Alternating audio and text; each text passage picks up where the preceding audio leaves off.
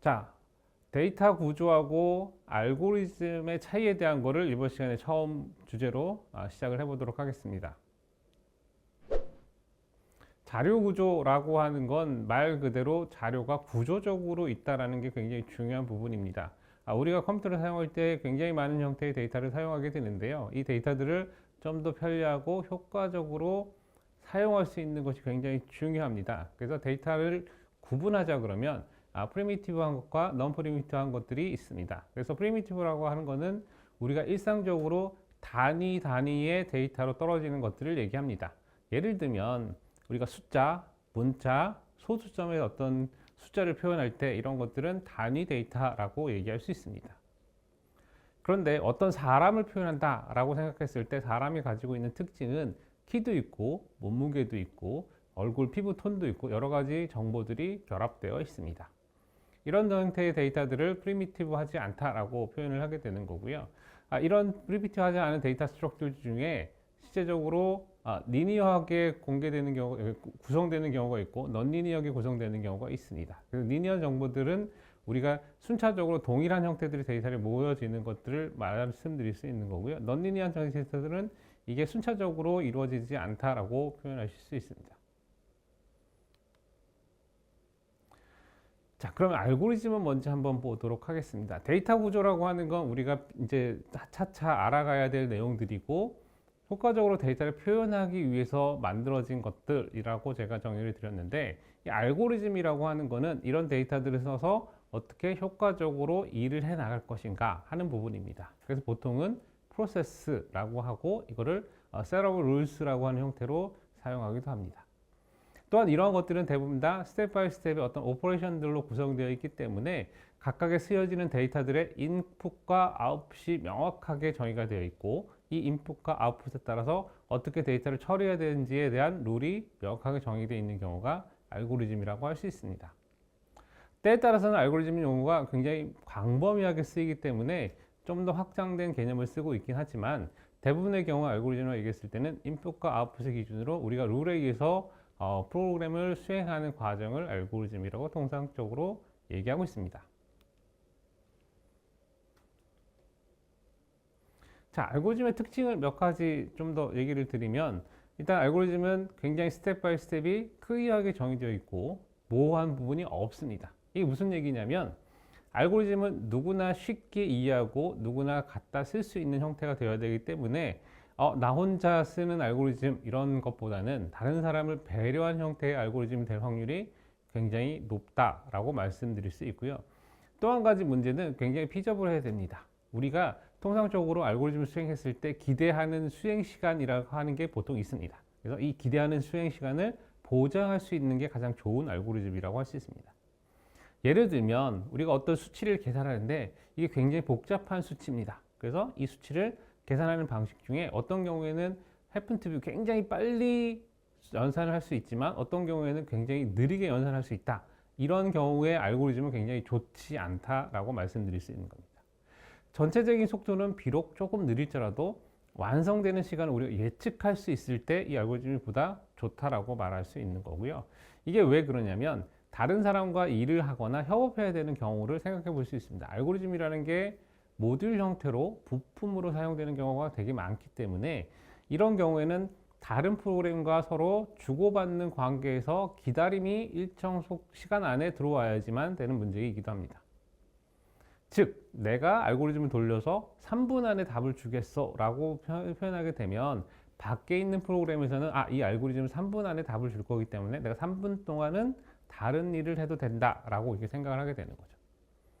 근데 만약에 이게 예측할 수 없는 상태, 즉 끝나는 게 예측할 수 없는 상황이 되면 어떻게 되냐면 프로그램이 얘가 끝났는지를 체크하고 다음에 또 와서 또 체크를 해야 되는 거죠.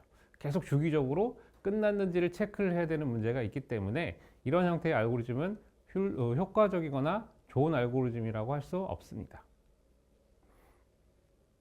알고리즘하고 데이터 구조의 큰 차이점에 대해서 지금까지 설명을 드렸고요. 알고리즘이 갖고 있는 특징에 대해서도 여러분들 설명을 드렸습니다.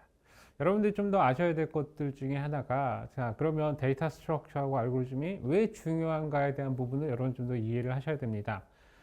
통상적으로 우리가 프로그래밍을 한다라고 했을 때, 즉 그러니까 프로그래밍이 중요한 게 아니라 사실은 우리가 인공지능 내지는 컴퓨터와 관련된 여러 가지 일들을 하고 있을 때 대다수의 경우는 혼자 일을 하지 않습니다. 여러 사람들이 같이 작업을 하게 되고 내가 한 프로그램을 다른 사람이 보기도 하고 다른 사람이 한 프로그램을 내가 보기도 해야 되는 경우가 굉장히 중요합니다. 그래서 굉장히 뛰어난 형태의 프로그래머 내지는 개발자 아니면 연구자라고 했을 때 이 연구자들이 갖고 있는 특징 중에 하나는 다른 사람들에게 굉장히 쉽게 설명할 수 있는 역량도 중요하다고 할 수 있습니다. 그런데 대다수의 경우는 프로그램을 짤 때 내가 코드를 완성하는 데 굉장히 급급하기 때문에 이런 형태의 구조화되거나 아니면 다른 사람과의 소통에 대한 부분을 소홀하는 경우가 종종 있습니다. 자, 이런 이유 때문에 데이터 스트럭처라고 하는 거는 우리가 자료 구조를 얘기하고 있기 때문에 얼마만큼 자료를 효과적으로 만들고 분석하고 처리하고 다른 사람에게 전달해 줄 건가 하는 부분이에요. 자, 이 부분에서 사실은 다른 사람과 소통해야 될 부분이 굉장히 적습니다. 그렇지만 여기에서의 중요한 부분은 뭐냐면 효율이라고 하는 부분인 거죠. 그래서 이 프로그램이 얼마만큼 효율적으로 동작시킬 수 있는가, 이 구조를 가졌을 때 얼마만큼 효율적으로 정보를 처리할 수 있는가 하는 부분입니다. 특히나 최근과 같이 데이터를 엄청나게 많이 사용되는 구조에서는 이 데이터를 잘 처리하는 것 자체가 성능에 굉장히 큰 영향을 미치고 있기 때문에 이 부분이 굉장히 중요하다고 말씀드릴 수 있고요.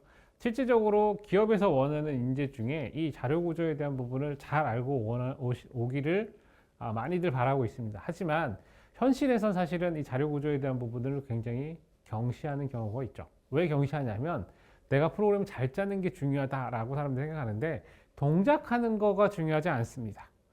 잘 빠르게 효과적으로 동작하는 게 굉장히 중요하다고 말씀드릴 수 있고요. 우리가 생각할 때 데이터를 처리한다라고 했을 때 우리가 생각하는 규모 자체는 뭐 몇십 개, 몇백 개, 몇천 개, 몇만 개 이 정도 수준이 되겠죠. 근데 실질적으로 많은 형태의 데이터가 들어간 시스템에서는 몇십억 개, 몇백억 개 이렇게 들어가게 되기 때문에 하나의 차이가 사실은 엄청난 차이를 가져오기도 합니다.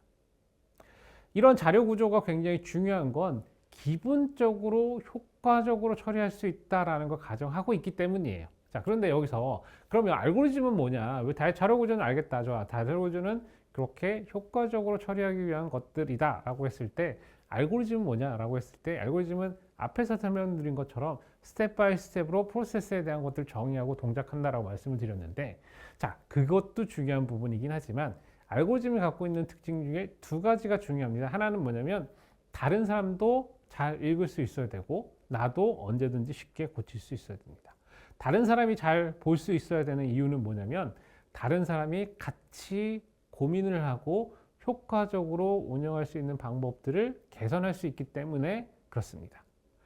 통상적으로 우리가 논문을 통해서 어떤 좋은 형태의 것들을 만들고서 발표를 하게 되는데 이런 발표를 할 때 알고리즘 내지는 수도코드 형태로 많이 기술하게 됩니다. 이유는 뭐냐면 내가 아주 상세하게 작성되어 있던 프로그램 코드를 제공하는 것보다 다른 사람들이 빨리 이해하고 빨리 소통해서 내가 혹시 잘못된 게 있으면 그걸 고치기 위한 방법으로 그렇게 사용하는 겁니다. 또 한 가지는 이렇게 만들어진 코드는 사실은 그대로 코드로 구현했을 때 비교적 수월하기 때문에 우리가 원하는 형태의 프로그램을 잘 할 수 있게 되는 겁니다. 자, 이런 이유 때문에 알고리즘에서는 읽을 수 있고 사람에게 전달할 수 있으며 내가 얼마든지 다른 사람과 소통할 수 있는 것들이 굉장히 중요한 포인트다라는 걸 꼭 기억하셔야 됩니다. 마지막으로 알고리즘이 갖고 있는 분석적 요소에서 앞에서 계속 얘기하는 건지 알고리즘을 분석하기 위해서 시간과 스페이스에 대한 부분을 얘기를 하고 있는데 지금은 대부분의 경우가 다 타임에 대한 얘기를 주로 하고 있습니다. 그런데 데이터 커지면 커질수록 스페이스에 대한 부분도 즉 메모리에 대한 부분도 굉장히 중요해지고요. 이런 이유 때문에 메모리를 얼마만큼 많이 쓰느냐 하는 부분도 하나의 팩터가 됩니다. 때에 따라서는 이 메모리하고 시간이 트레이드오프 관계가 있기 때문에 이 두 개를 같이 분석하는 경우도 있습니다. 대표적인 예가 테이블 룩업이라고 하는 방식이 있는데요. 우리가 하나하나를 계산해서 하는 거를 굉장히 예를 들면 우리가 9구단을 생각해 보시죠. 9구단에서 자 98에 얼마 이렇게 계산하는 것보다 테이블을 만들어서 9 곱하기 8은 얼마라고 되어 있는 테이블에서 그냥 바로 읽으면 계산하지 않아도 우리가 바로 구할 수 있죠. 이와 같은 형태는 내가 메모리를 더 많이 써서 전체적으로 빠르게 하는 경우예요. 당연히 한 번에 읽는 거니까 굉장히 빠릅니다. 그렇지만 메모리를 엄청나게 많이 먹는 거죠. 이게 트레이드-오프 관계에 있기 때문에 두 개를 같이 분석하는 경우가 대다수다라고 말씀드릴 수 있습니다. 자, 이런 이유 때문에 데이터 구조는 전체적으로 효과에 대한 부분을 굉장히 중요시하고 알고리즘은 전체적으로 리더빌리티나 아니면 다른 사람과 같이 언더스탠더블 하는 형태의 것들에 대한 것들이 굉장히 중요한 부분이고 이들 사이에서 또 연관관계에서 있는 건 우리가 얼마만큼의 주어진 시간 안에 온 타임에 뭔가를 완성할 수 있는가 하는 부분이 중요하다고 할 수 있습니다.